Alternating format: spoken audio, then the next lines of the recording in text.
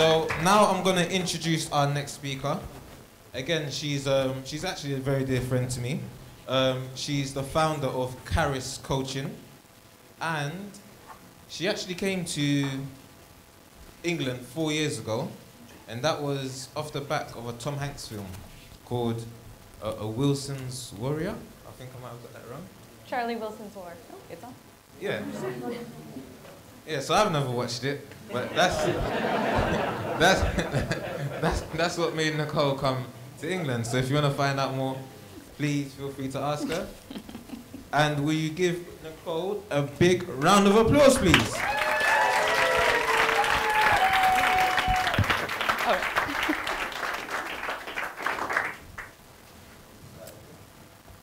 Thanks, Charlie. Yeah, that's perfect. Thank you. Hey, everyone. Oh, I just realized you guys can't really see. Let's make that a little better. Yeah, good. Okay, first things first, Twitter handle. You can read that at Caris __ coaching. Oh, good. Fab. So, hi, everyone. Hey. You guys are such a friendly crowd. Good. So, my talk is about the possibility mindset, and I find that it's a place that people can get stuck in a lot of possibilities. You know, no choices or 10,000 choices can be equally debilitating. So I want to ask you, how many of you feel stuck or held back in some way? Yeah, quite a few in the room. The rest of you, maybe you have everything you ever wanted, perhaps. In which case, I want to hear from you as well. Good, so for those of you who put your hands up, how many of you feel stuck in your careers? Yeah, some of those, good, yeah. Money, who wants more money?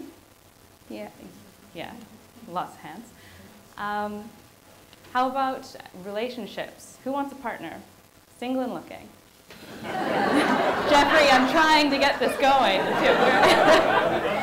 Oh, okay. Everyone's a bit shy. That's all right. It's all right.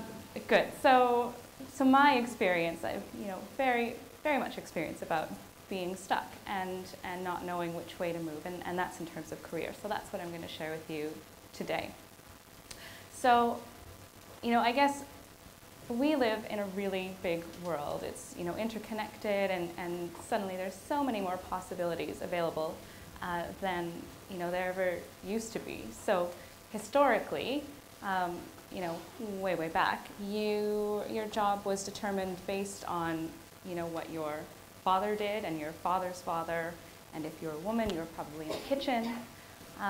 But if your last name was Sadler, you made saddles. Or if it was Hooper, you put hoops around casks. If you were Kisser, interestingly, not so obvious, you made armor. But now, we don't really need that anymore, so kissers can go back to doing what they do best. So, nowadays, though, it's not that straightforward. It's not a linear path from A to B. Instead of that straight path, it's more like a wide open field. 10,000 choices. Where do you move? So for me, as you heard, I came to London because I watched Charlie Wilson's War. That's another story for another time. But I essentially was really drawn to kind of fight social injustices. Still am. Now, I want to take you a little bit back. This is my story abridged, but it's relevant to tell you I grew up in a small town in Canada. And it's about the size of Wimple or Cropston here in the UK. Does anyone know those towns? No, exactly, yeah. So, really tiny town. And yet, my parents really instilled in me the belief that anything was possible. With enough hard work, I could do anything. So it's not just an American trait. So, this is what I grew up with, and as with any belief, if you look for the evidence to support it, it's true. So that's how I lived for about 20 plus years. And then I came to London, and I came here to study, and I was doing my master's, and I was confronted with a piece of evidence that I couldn't ignore, that didn't fit my beliefs. So I was studying policy, and it seemed that I was surrounded by people who really, really got this in a way that I just didn't. It was fine, it was all right, but you know, they were on fire. They were absolutely brilliant, and they were just loving this, and I was not. This became especially apparent to me kind of later on in the term, and I was speaking with an absolutely brilliant friend of mine, and he was complaining about another course, and one course, honestly, that I felt I had a grasp on. And I thought, oh, this is very interesting because, you know, he is somewhat struggling in a course that I get, and I was struggling with, you know, the rest of the courses that everyone around me got. So the fact is that I was, you know, doing what I wanted to do. I put my mind to it, and I put my hard work in. But clearly, this was not my strength. My strength was not in policy. And my friend's strength was not in, you know, what I was interested in, and that was a behavioral economics class. And behavior change is something that, you know, that really fascinated me.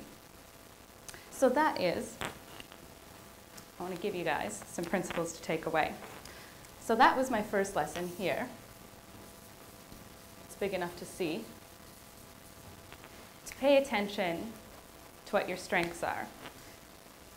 And for me, it was something that came quite naturally in terms of behavior change. So, secondly, I noticed that I was just not as interested in policy. It didn't light a fire for me, and it does for other people, trust me. I don't quite understand it, but I witnessed it. So, you know, it's really important to be interested in what you're doing in some way. So I've got a friend actually who, not a British guy, and clearly you'll see why in a minute, he was in his country's army. It was mandatory, two-year training. And so, you know, he was in kind of big guy, big heart, strong sense of duty and responsibility. Seems like a guy that would, you know, do well in this sort of field. And he was recruited to train as a sniper. So for him, you know, he saw a lot of people kind of fall away that didn't make it through the training. So, you know, there's the, you know, obvious, you know, physically exerting training exercises. I don't quite know really what that might be as a sniper. So, you know, that was punctuated by psychological testing to make sure that everyone was fit to carry out this work.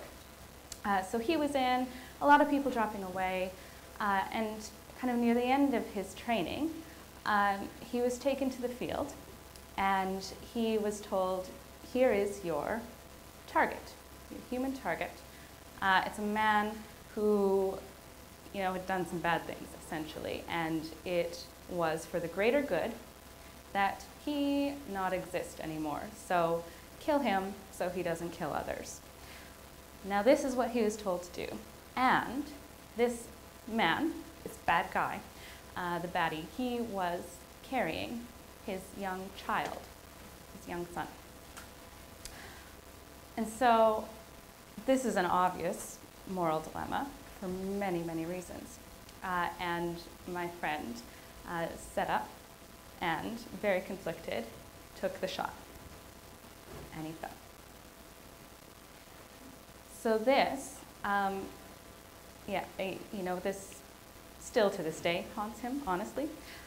So this training exercise was complete, and the psychological testing took place as per usual. Now, the psychological testing, I can't tell you all the science behind it, but I can tell you it's made up of 2 questions. The first question was, do you like flowers? And for my friend, the answer was no. And I don't know if anyone said yes, if they were, you know, out of the army, but the answer was no. Now the second question was, would you open a flower shop? And up until that point, the answer had been, well, no, I'm not really interested. So my friend, after this exercise, did he like flowers? No, he still did not like flowers. Would he open a flower shop? Yes. And his thinking was, anything is better than this. So I don't care about flowers at all, but I'll do it, just get me out of here. So he was released. He was not psychologically fit to carry on because he wanted to open a flower shop. So, there's some probably different reasons for this, but my point is, why would you want to do something, anything, other than what you're doing now? First of all, that's you. Like, go out and figure out what you want to do and do that thing. It was that sense of wanting to be, thank you, anywhere but here. So use that impetus to figure out exactly where you want to move. Good. And that's your interest here. So again, for me, not policy, but thankfully people were a lot stronger who could do that a lot better, and it was behavior change. So the third thing to look for in kind of how to move forward in a field of possibility is opportunity. So for me, this was based on a couple of experiences. One, I received coach training through MOE and another organization. Two, I was, back to interest as well. I knew I wanted to be an entrepreneur. It had moved from something that was, you were an entrepreneur if you couldn't get a proper job, to something that actually, for me was quite desirable. And I was supported by MOE on their first ever Dream Factory without a clear idea of what I wanted to do. And then thirdly, I managed a Canadian city's emergency shelter and crisis line for women affected by domestic abuse. And there I saw cycles of abuse that were perpetuated for lifetimes and generations. And I saw how coaching had the potential to break these cycles of abuse because it was empowering. Coaching is empowering in its process as well as its outcome. So when I put these two together, coaching and domestic abuse, cycles of abuse, I thought, oh, there's really an idea here. Did the research, did the pilot, and thought, yeah, I can make something happen. So that was my opportunity.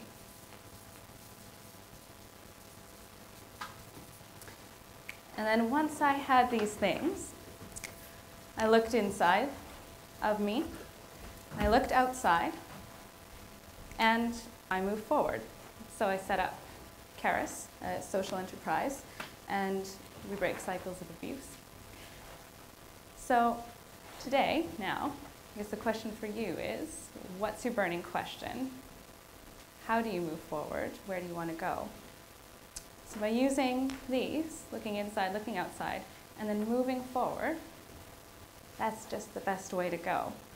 Even if the direction is not 100% sure, you've probably all heard the metaphor where planes are 90% of the time not on course, but the fact that they're moving, they can adjust. So I'd encourage you all to do that and to learn from, this looks so simple. It took me a year of not knowing what I wanted to do to reach that clarity. So when you can move, move, and ask for help. So Caris is a startup, probably lots of fantastic people in the room that could potentially support. If you're interested, talk to me. And likewise, talk to each other, talk to me if I can help you, and let's work this out together. Thank you.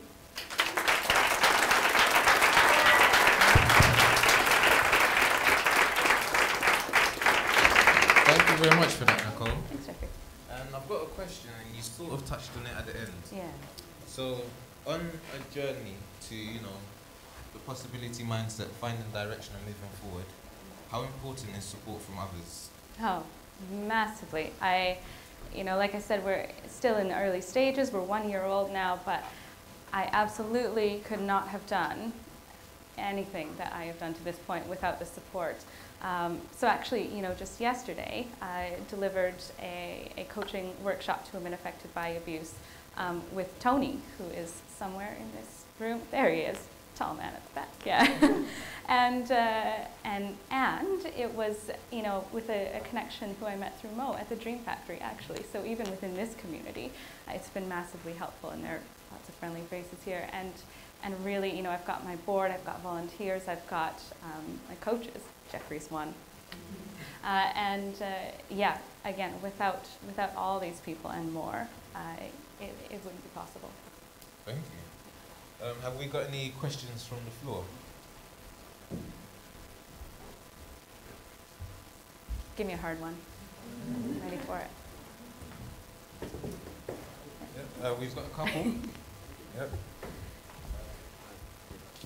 Sorry, would you mind going over the flower shop thing just once more? Sorry, the what thing? The flower shop the flower shop analogy. thing. Yeah. So what the test was 2 questions. So do you like flowers, and would you open a flower shop? Yeah. Just clarifying the message behind it. I just kind of lost it. Yeah, that got lost in a bit of the timing. So the message is, do what you're interested in. So this whole psychological test, I'm sure, was based on a lot more than him not doing what he was interested in doing. But the fact is, he didn't like flowers, and he shouldn't have wanted to open a flower shop because he just didn't like flowers. So yeah, do what you're interested in. Don't pursue the other stuff. There's too many possibilities out there. So I'm guessing if you're in the army and you want out, say you like flowers. That's the way to go. What? Hey, can you please tell us really quickly, what's the story with Charlie's War and coming to London? Yeah, so I watched Charlie Wilson's War with my boyfriend at the time, who is now my husband, 7 years. Yeah. Anyway, so yeah, we went on our date, and afterward I was kind of ranting about, and it was one particular scene in the movie where it was a refugee camp, actually, and people, generations were born and died in this refugee camp, and I thought, that's horrible. How can this be happening? Surely there must be a better way. So I told my partner, I'm going to do this. I'm going to go fix the world. You can come with me or not, but this is happening. And kind of, it took me a number of years to get here, but along the way I had someone in international development say, you should go to the LSE, and I said, okay. And fast forward, that's how I ended up here. Thank you very much, Nicole. Round of applause.